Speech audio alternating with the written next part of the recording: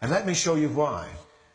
This gumball represents the 1 million legal immigrants that the United States has taken every year on average since 1990. Now, who in the world deserves our humanitarian compassion? The World Bank has one measure of the desperately poor of the world. They make less than $2 a day.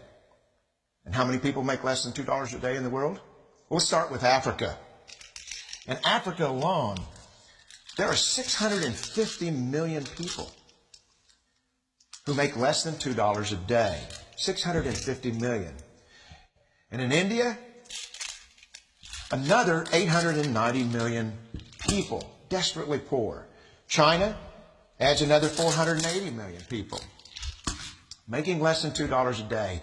And unfortunately, the rest of Asia has a heartbreaking 810 million people who the World Bank says make less than $2 a day.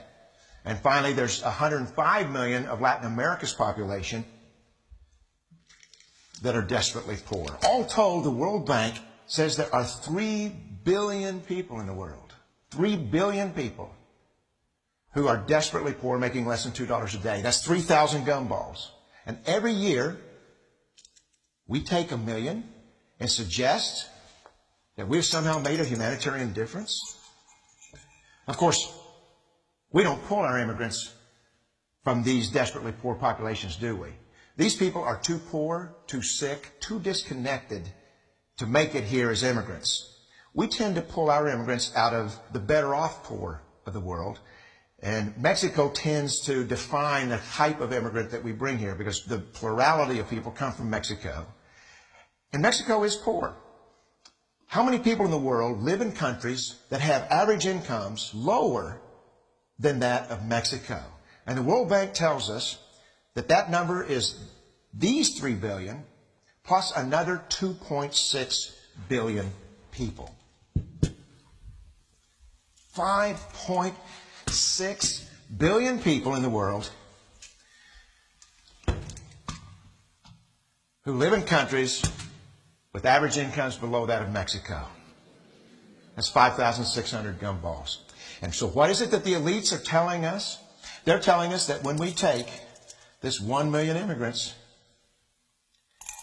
that we somehow or another are tackling world poverty. And we have to do it regardless of the effect on our unemployed, the working poor, the most vulnerable members of our society, regardless of the effect on our natural resources. Even if we went by the most radical proposals in Washington, which are to actually double our immigration to 2 million a year,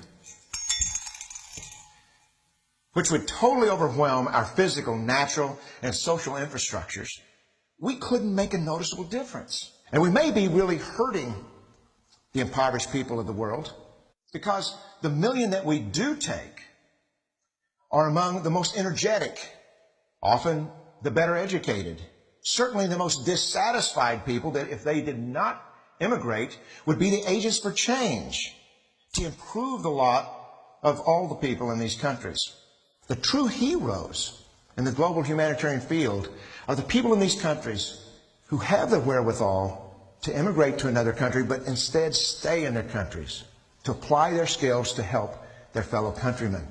Unfortunately, our immigration system tends to entice these very type of people to abandon their countrymen.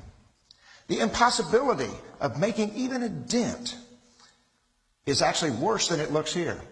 Because last year, when we took 1 million immigrants, these countries added, births over deaths, 80 million more people into the impoverished population. And this year, Congress is bringing in 1 million legal immigrants. And this year, according to the United Nations, these countries are expected to add another 80 million people. And next year, you can be quite sure that Congress, unless stopped by the American voters, will bring in another 1 million immigrants. And these countries, unfortunately, will be adding another 80 million people into these impoverished nations. We could take 5 million a year, but we'd never get ahead of what's happening in these countries. Not in this century. Don't you see?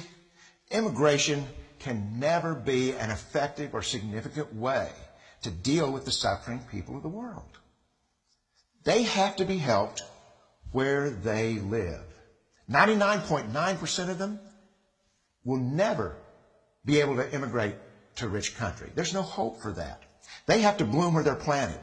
The only place that 99.9% of these people can be helped is where they live. Let's help them there.